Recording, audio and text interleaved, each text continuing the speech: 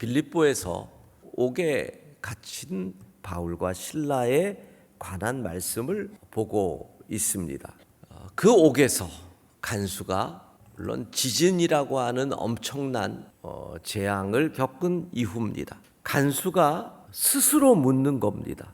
나도 구원받고 싶은데 방법이 없어? 요즘 말로 하면 나도 교회 다니고 싶은데 어떻게 해야 돼? 오늘 우리가 함께 생각할 말씀은 이겁니다. 간수는 어떻게 스스로 구원에 관해 질문을 할 수 있었을까? 첫 번째로 바울과 실라가 고난을 대하는 태도가 간수의 마음에 자극을 주었다.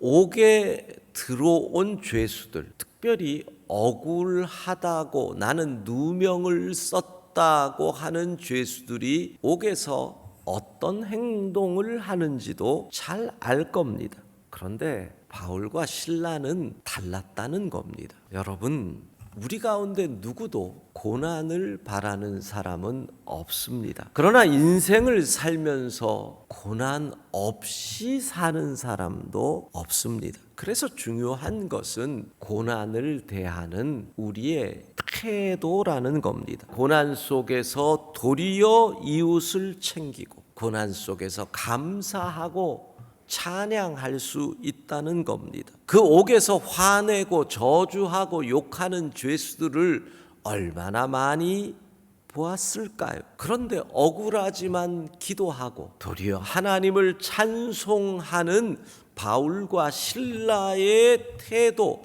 고난을 대하는 태도가 간수의 마음에 저 사람들 뭐지? 뭐가 좀 다르네? 이러한 도전과 자극을 줄 수 있어야 한다라는 겁니다. 여러분, 고난은 참 힘듭니다. 그러나 고난을 대하는 태도, 고난에 대한 의연한 태도는 주변 사람들에게 감동을 줄 수 있는 것이지요. 두 번째, 그 밤에 일어난 지진은 간수의 마음에 또 다른 울림을 주지요. 당시 사람들 지진을 신의 노여움으로 이해하던 사람들입니다. 지진의 결과로 옥이 무너지고 죄수들이 다 죽고 그러면 이게 너무나 당연한 건데 지진이 일어났는데 옥문이 열려요. 그리고 착고가 채인 게 풀어져요. 뭔가 이상하지 않습니까? 여러분, 예수님 믿지 않는 친구들과 어떤 대화를 나누시는지요? 내가 체험했던 하나님의 역사를 여러분의 친구들과 자주 나누시는지 모르겠습니다. 내가 체험한 하나님의 은혜를, 나를 도우신 하나님의 능력을 친구들에게 간증하지 않는데 어떻게 내 친구들의 마음에 울림을 줄 수 있겠습니까? 하나님의 역사가 간증되면 누구나 마음의 두려움과 떨림을 받을 수밖에 없는 것입니다. 여러분의 하나님을, 우리를 도우신 하나님을 고백하고 간증할 수 있기를 바랍니다. 도망가지 않았으니 안심하라고 나타난 바울과 실라의 모습이 간수에게 큰 감동을 주는 겁니다. 간수는 바울과 실라에게 원수와 같은 존재였습니다. 그런데 그 원수가 자결하려는 것을 도리어 걱정하고 내가 해를 끼친 자가 도리어 나를 도와주는구나. 내가 아프게 한 자가 도리어 나의 상처를 싸매 주는구나.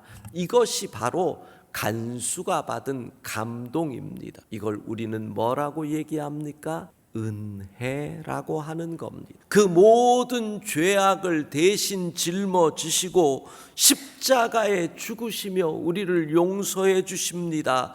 이것을 우리는 은혜라고 말하지 않습니까?